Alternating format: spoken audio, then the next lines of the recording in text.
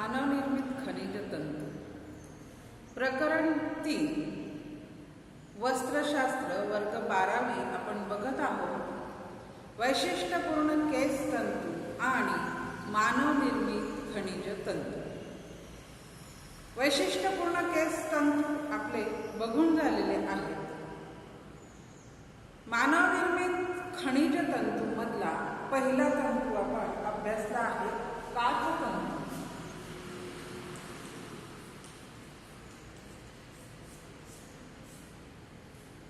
हा जो प्रकरणाचा दुसरा भाग आहे मानवनिर्मित खनिज तंतू, यामधला पहिला तंतू काच तंतू आपण अभ्यासलेला आहे। आता त्यातला दुसरा तंतू आपण बघणार आहोत मानवनिर्मित खनिज तंतूमध्ये धातूज तंतू, म्हणजे धातूंपासून बनलेले तंतू। तर धातूंपासून बनलेले तंतू अति प्राचीन काळापासून वस्त्रांमध्ये वापरले जातात। जवळजवळ 3000 वर्ष पासून किंवा त्यापूर्वी सुद्धा धातूज तंतू वापरले जातात असं आपल्याला आढळतं। 3000 वर्षापासून हा तंतू वापरले जातात याचा अर्थ हे मानवनिर्मित तंतू, हे मानवनिर्मित आहे। हे मानवनिर्मित तंतू खऱ्या अर्थाने पहिले मानवनिर्मित तंतू होते असं म्हणायला हरकत नाही। आपण मानवनिर्मित तंतू पहिले मानवनिर्मित तंतू म्हणून नायलॉनला पाहतो किंवा खूप जास्त प्रमाणात प्रचलित असणारा पॉलिस्टर हा सुद्धा आपण अगदी सुरुवातीचा मानवनिर्मित तंतू म्हणून पाहतो। तर नायलॉन, पॉलिस्टर हे आपण रसायनांपासून बनवलेले आहेत, ते त्या अर्थाने पहिले मानवनिर्मित तंतू आहे। आणि हे जे खनिजांमध्ये मिळालेले जे धातू आहेत, जसं सोनं आहे, चांदी आहे, तांबा आहे, तर या धातूंपासून धागे बनवण्याची कला मनुष्याला फार प्राचीन काळापासून अवगत होती। म्हणून मग खऱ्या अर्थाने पहिले मानवनिर्मित तंतू हे धातूज तंतू आपण यांना म्हणू शकतो। प्राचीन काळामध्ये सोनं आणि चांदी हे दोन धातू मोठ्या प्रमाणामध्ये वस्त्रामध्ये सुशोभित करण्यासाठी वस्त्राला वापरले जायचे। रेशीम किंवा सुती धाग्यांच्या भोवती धातूचे हे धागे किंवा ह्या अशा बारीक पट्ट्या गुंडाळून ते धागे तयार व्हायचे आणि ते अतिशय सुंदर दिसायचे। मध्ये धातू आणि थोड्या अंतरावरती म्हणजे हा अशा पिळामध्ये धातू आणि रंगीत तो धागा असं ते दिसायचं आणि असे सुंदर वस्त्र त्या काळामध्ये त्याचे विणले जायचे। आजही काही संग्रहालयांमध्ये अशा प्रकारचे वस्त्र आढळतात, ठेवलेले आहेत, ते बघायला मिळतात। हे सोनं आणि चांदी हे आता महाग झालेलं तंतू आहे, महाग झालेले धातू आहे। तर आजकाल अगदी सोनं आणि चांदी वापरून वस्त्र विणल्या जात नाही, परंतु काही ऑर्डर्स असल्या स्पेशली तर अशा प्रकारचे वस्त्र विणल्या जातात। सोनं आणि चांदी हे धातू महाग असल्यामुळे यांचा वापर राजघराण्यातील लोकांच्याच कपड्यांमध्ये होत होता, कारण हे महाग तंतू होते आणि त्यामुळे सहसा जिथे भरपूर पैसा आहे किंवा जे राजघराणे आहेत त्यांच्या कपड्यांमध्ये या धातूंचा वापर करून कपडे त्यांचे सुशोभित केले जात होते, सुंदर असे विणले जात होते। आता हे जे सोनं किंवा चांदी याचे धागे बनवून वस्त्रांमध्ये जे वापरतात त्याला आपण लोक म्हणतो जर। भारतामध्ये आपण याला जर असं म्हणतो, तर हे आणि त्या धाग्यांना म्हणतात जरीचे धागे।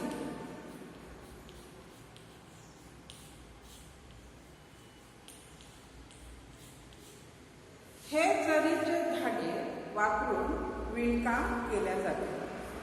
आता ही जर जी आहे, हे जे धातू आहे त्या धातूंपासून जे धागे बनतात तर याचं उत्पादन भारतामधल्या विविध शहरांमध्ये होते. भारतीय पारंपरिक वस्त्रामध्ये जरी ही एक प्रमुख घटक आहे. जवळजवळ सर्व, काही जर सोडले तर जवळजवळ सर्व भारतीय पारंपरिक वस्त्र जे आहेत त्या पारंपरिक वस्त्रामध्ये जरीच्या धाग्यांचा उपयोग करून कपडे विणल्या जातात. पैठणी हे आपलं पारंपरिक वस्त्र आहे महाराष्ट्राचं. त्याच्यामध्ये सुद्धा जरीच्या धाग्याचा वापर करून वेगवेगळ्या प्रकारचे आकार, पक्षी, मोर वगैरे असे विणल्या जातात. तर पारंपरिक वस्त्रामध्ये जर हा एक महत्त्वाचा घटक आपला आहे. तर हा जो जर आहे, ही जी जरी आहे, याचं सर्वात जास्त उत्पादन, अर्थात भारतातल्या सगळ्याच भागामध्ये जरीचे धागे तयार होतात. पण सर्वात जास्त जरीचे धागे, ते रिबीन, लेसेस, हे जे आपल्या कपड्यांना वापरल्या जाणाऱ्या वस्तू आहेत, कपड्यांना वापरले जाणारे हे डेकोरेशन करण्याचे जे काही भाग आहेत, ते भाग सर्वात जास्त प्रमाणात सुरतला तयार होतात.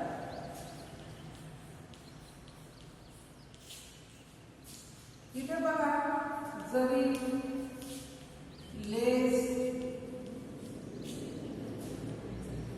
त्याच्यानंतर वेगवेगळ्या प्रकारचे असे सुशोभित करणारे बॉर्डर्स असतात.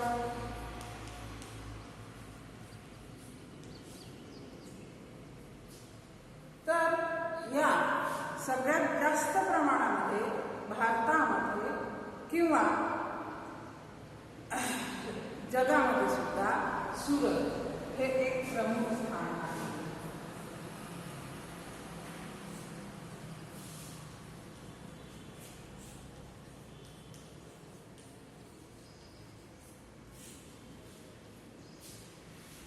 तर असं सुरत हे शहर लेस, बॉर्डर, जर, रिबीन यासाठी प्रसिद्ध आहे. सुरतची वस्त्र बाजारपेठ तशीही प्रसिद्ध आहे. आपल्याला ऐकून बरेचदा माहिती आहे की सुरतवरून माल आला, सुरतवरून साड्या बोलवल्या, असं आपण बरेचदा ऐकतो. तर सुरत ही एक वस्त्र बाजारपेठ समृद्ध आहे आणि सुरतला जगामध्ये सर्वात जास्त उत्पादन करणारे शहर आहे. ते म्हणजे लेसेस, बॉर्डर, जरी वगैरे ज्या गोष्टी आहेत त्या सर्वात जास्त सुरतला निर्माण होतात. आता ही जी जर आहे तिचे 3 प्रकार आहेत. आपण बघू आपण जरीचे प्रकार.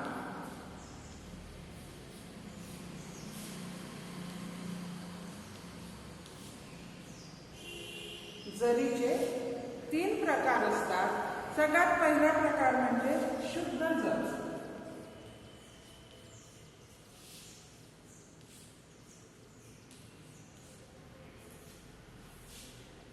शुद्ध जर म्हणजे सोनं आणि चांदी या धातूंपासून तयार केलेले धागे, त्याला म्हणतात शुद्ध जर. अर्थात आजकाल सोनं आणि चांदी याचे धागे असे सहजपणे नाही बनवत, कारण ते खूप महाग आहे. त्याच्यामुळे त्याची ऑर्डर आली तर तसे धागे बनवून वस्त्र विणल्या जातात. काही लोक स्पेशली असे सोन्या चांदीचे धागे वापरून ते त्यांचे लग्नातले कपडे, काही स्पेशल कपडे बनवण्याची ऑर्डर देतात आणि मग त्या हिशोबाने त्यांचे कपडे तयार होतात, विणल्या जातात. तर तिथेच मग सोनं आणि चांदी ही शुद्ध जर वापरली जातात. दुसरी आहे नकली जर.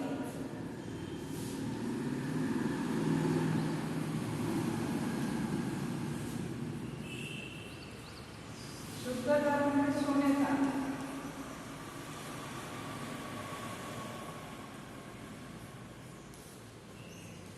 आता नकली जर म्हणजे काय, तर तांब्याच्या पट्टीवरती चांदीचा मुलामा देऊन बनलेला धागा. म्हणजे याचा बेसिक असतो तांबा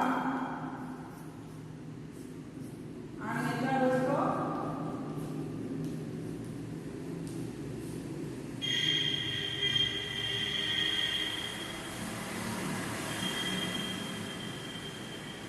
तांब्याच्या धातूवर चांदीचा मुलामा देऊन याचे धागे तयार होतात. हे शुद्ध जरपेक्षा स्वस्त असतात.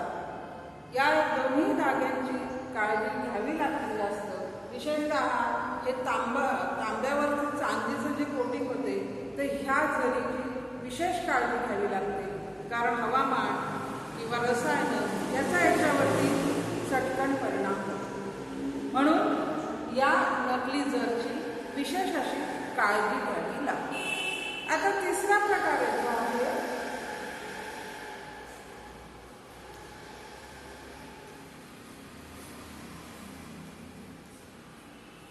धातूचे जर. ही धातूचे जर थोडी सामान्यपणे जास्त वापरल्या जाते.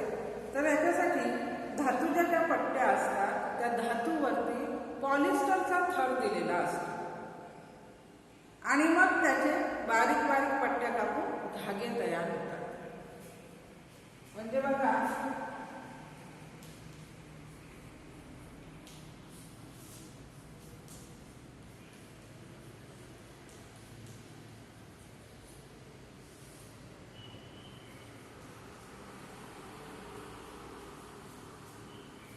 धातूवरती पॉलिस्टरचा थर देऊन त्याच्या म्हणजे दोन्ही बाजूला पॉलिस्टरचा थर देऊन त्याच्या पट्ट्या कापल्या जातात आणि त्या बारीक पट्ट्यांचा धागा म्हणून उपयोग केला जातो. तर ही तिसरी जर आहे धातूज जर. याला एक शब्द आहे मायलार.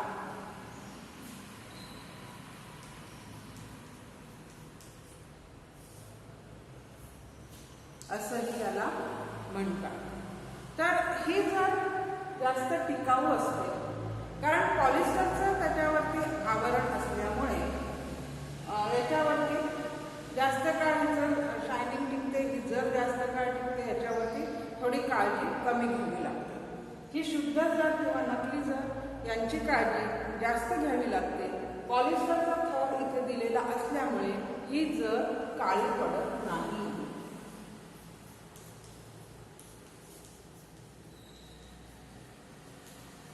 हे हिचं वैशिष्ट्य आहे. त्यामुळे मग ही जी जर आहे ही जास्त काळ टिकते. असे हे जरीचे 3 प्रकार आहेत. शुद्ध जर ही सोना आणि चांदी या धातूंपासून बनवलेले हे धागे असतात.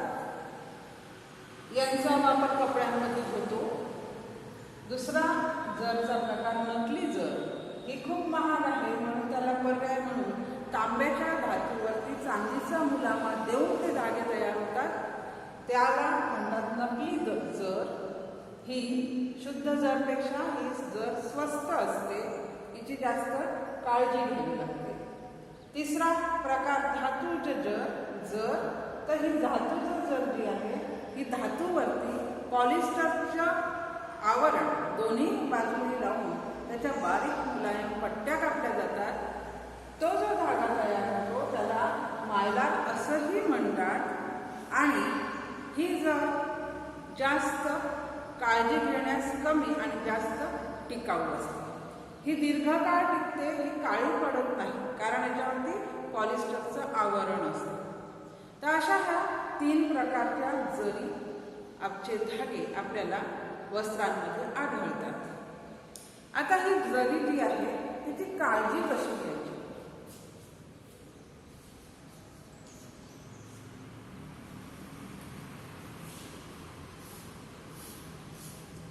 जरीच्या वस्त्रांची किंवा जरीची काळजी ही योग्य प्रमाणाने जर घेतली तर हे जरीचे वस्त्र दीर्घकाळ आकर्षक आणि सुंदर दिसतात.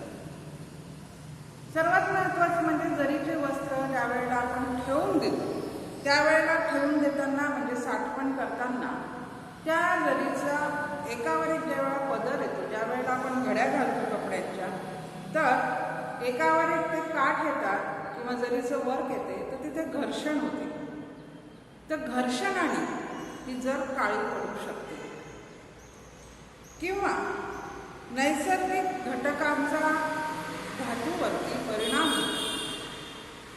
नैसर्गिक घटक असेल, वातावरण, आभाळ वगैरे असेल तर अशा घटकाचा जरीवरती परिणाम होत असतो, जरीचा रंग बदलतो, ती काळपट होते. म्हणून मग या जरीच्या वस्त्रांचं एकमेकांवरचं घर्षण टाळण्यासाठी दोन काठ ज्या वेळेला घडी घातल्या जातात साड्यांच्या किंवा इतर कपड्यांच्या, तेव्हा आपण काठावर काठ घेऊन घड्या घालतो. तर तशा वेळेला त्याचं घर्षण होऊ नये म्हणून हे जरीचे वस्त्र मलमलच्या कपड्यात गुंडाळून ठेवावेत. पातळ असं मलमलच्या कापडामध्ये ते गुंडाळून ठेवलं पाहिजे. त्यांचं घर्षण काठावर काठ येत असेल तर उलटी घडी घालून ते ठेवले पाहिजे. त्यांचं घर्षण टाळलं पाहिजे. आणि दुसरं एक महत्त्वाचं म्हणजे आपण जे कपडे वगैरे तयारी केल्यानंतर कपडे घालतो, तयारी करतो, जरीचे कपडे घालून सहसा आपण कुठल्या ना कुठल्या कार्यक्रमाला जातो. डेली यूजमध्ये ते कपडे आपण वापरत नाही. तर सहसा सवय असते की हे जरीचे कपडे घातले, पूर्ण तयारी केली की एक अत्तराचा स्प्रे अंगावरती आपण मारतो. जरीवरती हे अत्तर मारू नये. जरीवरती हे अत्तर मारलं तर ती काळी पडण्याची शक्यता असते. तर ही काळजी याची घ्यावी लागते. एक म्हणजे यांचं घर्षण काठांचं टाळावं. जरीवर जर येत असेल तर ती थोडी टाळावी. दुसरा म्हणजे मलमलच्या कपड्यांमध्ये जरीचे कपडे गुंडाळून ठेवावे, म्हणजे नैसर्गिक घटकाचा, वातावरणाचा परिणाम धातूंवरती होणार नाही. आणि तिसरं महत्त्वाचं म्हणजे हे जे कपडे असतात हे घातल्यानंतर या कपड्यांवरती किंवा त्या घड्यांमध्ये सुद्धा स्प्रे, कुठल्याही प्रकारचा अत्तराचा स्प्रे मारू नये. परफ्यूम आपण ज्याला म्हणतो ते त्याच्यावरती मारू नये, कारण त्याच्यामुळे धातू काळा पडतो, ही जर काळी पडते. असंही जरीच्या वस्त्राची काळजी घ्यायची आहे. जरी हा शब्द कसा आला याची एक छोटीशी दंतकथा आहे. इराणमध्ये एक गाव आहे ज्या ठिकाणी धातूचे, सोन्या चांदीचे धागे बनवल्या जात होते. सोन्या चांदीचे धागे रेशमी धागे किंवा सुती धाग्यांच्या सोबत वापरून बनवल्या जायचे. तर त्या गावाचं नाव होतं जर. ह्या गावामध्ये धातूचे धागे बनवल्या जायचे म्हणून मग त्या धाग्यांना जर असं म्हणतात, असं म्हणतात. म्हणून त्याला ते नाव पडलं असावं असं म्हणतात. तर असा हा धातूज तंतू आहे. मानवनिर्मित खनिज तंतूमधला हे धातूज तंतू आहे. हे त्याला म्हणतो आपण जर. तर इथे सोनं, चांदी, तांबं किंवा इतर धातूसुद्धा कपड्यांमध्ये धाग्यांसाठी वापरले जातात. जे सोन्या म्हणजे सिल्वर, गोल्डन कलरचे जे धागे असतात, जर जी असते ही जर कपड्यांमध्ये विणून कापड तयार होते. पण या जरच्या साह्याने कपड्यांवरती एम्ब्रॉयडरी, भरतकाम केलं जाते. कपड्यांवरती जेव्हा जरीच्या साह्याने विणल्या जाते तेव्हा त्याला म्हणतात जलदोसी. म्हणजे बघा, आपण हा शब्द ऐकला असेल जलदोसी.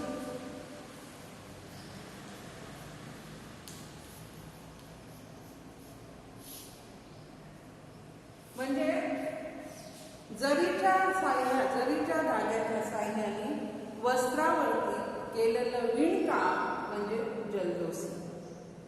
जरदोसी सुद्धा त्याला म्हटलं जाते. जलदोसी सुद्धा त्याला म्हटलं जाते. तर हे वर्क म्हणजे साधारण कपड्यांवरती जरीच्या धाग्याने केलेलं वर्क असतं. तर अशी हा मानवनिर्मित खनिज तंतू आहे धातूज तंतू. प्राचीन तंतू आहे. सोनं आणि चांदी कपड्यांमध्ये, धाग्यांमध्ये सुशोभनासाठी प्राचीन काळापासून वापरत आलेले आहे. विशेषतः जे राजे रजवाडे होते अशा राजघराण्यांच्या कपड्यांच्या वस्त्रांमध्ये हे धागे वापरले जात होते. या जरीचे 3 प्रकार आहेत: शुद्ध जर, नकली जर, धातूज जर. जर, रिबीन, बॉर्डर, लेसेस हे सर्वात जास्त उत्पादन जगामध्ये सुरत येथे होते आणि जरीच्या धाग्यांची विशेष अशी काळजी घ्यावी लागते, अन्यथा जर काळी पडते. तर ह्या धातूचे तंतू आपण इथे